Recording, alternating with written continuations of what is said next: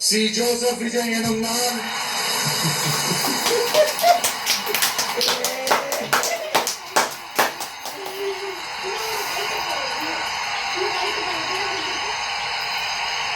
சட்டப்படி அமைக்கப்பெற்ற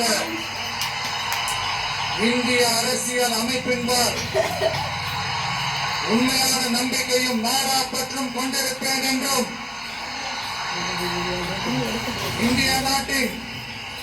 ஒப்பில்லாத முழு முதல் ஆட்சியையும் ஒருமையையும் நிலை நிறுத்துவேன் என்றும் தமிழ்நாட்டு அரசின் முதலமைச்சராக உண்மையாகவும் உளச்சான்றின்படியும் என் கடமைகளை நிறைவேற்றுவேன் என்றும் அரசியல் அமைப்பிற்கும் சட்டத்திற்கும் இணங்க அச்சமும் ஒருதலை சார்பும் இன்றி